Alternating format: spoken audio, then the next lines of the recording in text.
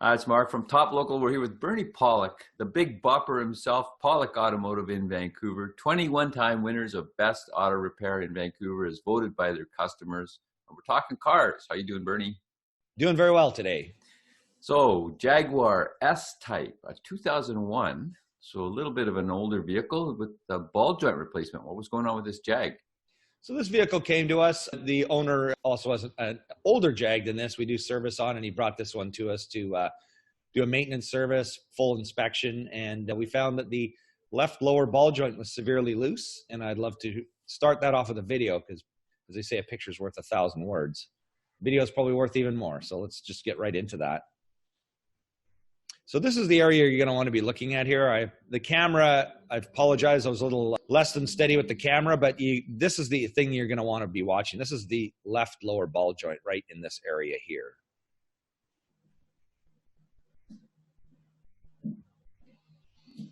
So our technician's basically got the tire and he's just pushing it up and down on the hoist. Let's play it again so you can get the full view of it. So there should be no play there whatsoever. Just one more time because I love finding stuff like this on a car.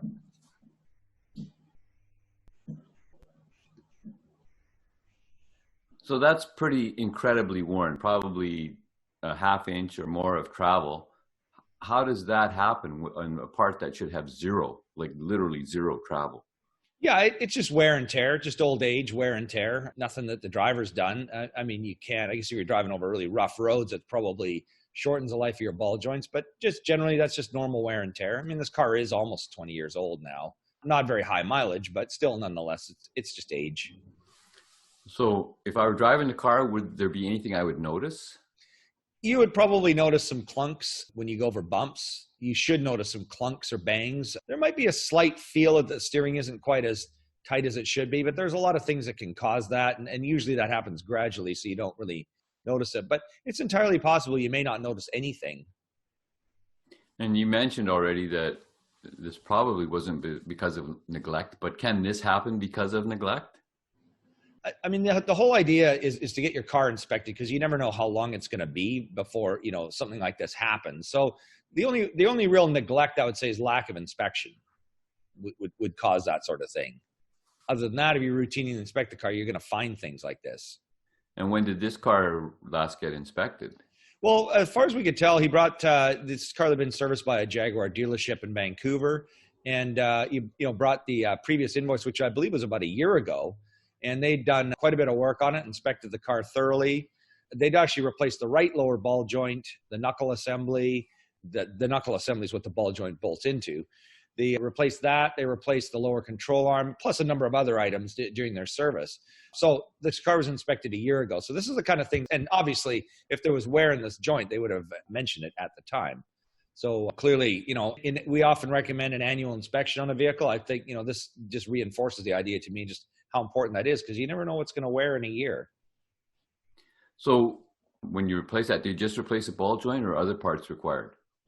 So there's a few ways you can replace it. You can't actually buy the lower ball joint, but what we did was replace the ball joint with the knuckle. And the knuckle actually attaches to the upper ball joint, and it's where the wheel bearing bolts attaches and the lower ball joint. So unfortunately, I forgot to take a picture of it. I thought I had, but the knuckle's an assembly and the ball joint's pressed into it. So it makes sense to do that because sometimes when you press the ball joints out, they don't press in quite properly. And the last thing you want, of course, is a ball joint to come loose from its housing because that defeats the whole purpose of the repair. So we changed the knuckle along with it. So that's what was required to fix this one properly.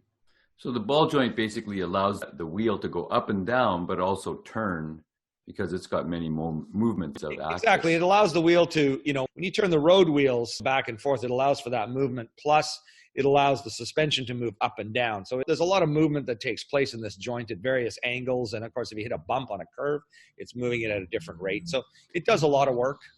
And we're not even talking about the fact that the tires actually can't back and forth based on which corner you're going on as well. They do, and that's all part of the the way the steering geometry is designed. And some vehicles have just one ball joint, like a McPherson strut suspension has a lower ball joint, and then the strut, which is the shock absorber, all built in.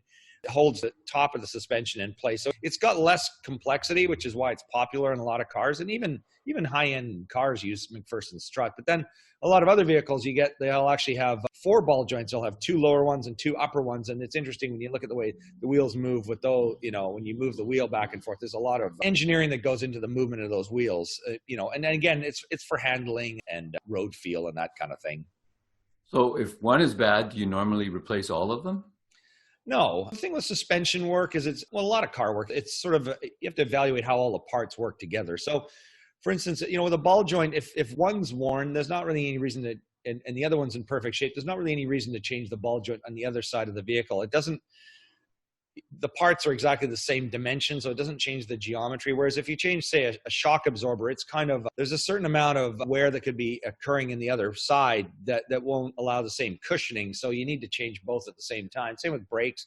You do one, you do both, because it's very important that all components are exactly the same, for the braking. But for a ball joint, generally speaking, if it makes economic sense to change another one at the same time on the same side, for instance, then it's worth doing. But a lot of times only one joint will wear. A lot of times if one joint wears, the one on the other side won't wear for many years afterwards. So it's better just to change them. Again, it needs to be evaluated as to the type of vehicle. But in the case of this Jag, we just replaced this lower ball joint. We know the right had been replaced a year ago and was tight. The upper ball joints were fine. There's no movement. So no reason to change those either. So here's the question, a bit of a wild card here. Why would I care? Like if this thing's going clunk and clunk, so what's the bad, why would I care? That's a really good question. So why you would care is it's like an extreme safety hazard. I'm just going to put this video, just go back to this video picture here. Behind this tin plate here is your brake rotor and your tires kind of here out of the picture. So if this joint breaks, and this one's very close to breaking because of the amount of play, this part here will just basically come apart and the wheel will fling out on an angle, flop out, and you basically lose control of your vehicle. So I've seen ball joints break. Fortunately, almost every time they've actually just snapped in a parking lot maneuver, which kind of sucks because you have to get your car towed in. But I have had one client who's had a ball joint just break while they're driving, and they said it was a horrific experience. If you're driving fast and you're going down a twisty road or on the edge of a cliff, you'll probably go over. It's really dangerous.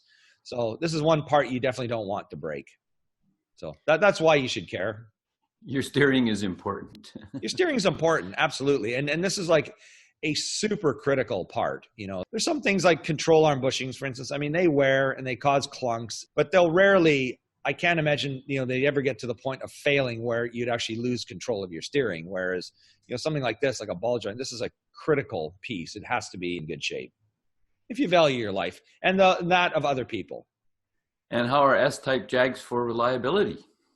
They're pretty good. Let's just get into a couple other pictures while we're here. There's our S-type, good shape for an old car, and a picture under the hood. I kind of jokingly call these Ford wires, kind of combining the word Ford and Jaguar, because this is when Ford owned Jaguar, and they, to me, I do say the odd bad thing about a Ford, but Ford's really made Jaguar much more reliable cars. The money they infused into them kind of made them a little more mainstream and much more reliable. But when you look at a lot of these caps here, like for the power steering fluid, it looks the same as you'd find on a Ford. And then this engine is although it's interesting, a lot of parts aren't interchangeable, but this engine is very much a Ford V6 motor.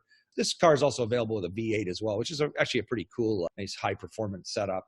But generally, it's a pretty reliable car. There's a few things that go wrong, but what we found with this vehicle is just sort of average wear and tear and maintenance, and nothing really in particular that's bad about it. So, I like them. They're not super high end, so they're not like an S-type. So the parts are a little more reasonable than some of the other, the XK models and that kind of thing. So there you go. If you're looking for service for your Jaguar in Vancouver, the guys to see are Pollock Automotive. You can reach them at 604-327-7112 to book your appointment. You have to call and book ahead because they're hopping busy. Or check out the website, pollockautomotive.com. YouTube channel, Pollock Auto Repair, over 360, 70, I don't know, I've lost count, videos on there of all makes and models of cars and types of repairs. And of course, thank you so much for watching and listening to the podcast. We appreciate it. Thanks, Bernie. Thanks, Mark. Thanks for watching. Always a pleasure.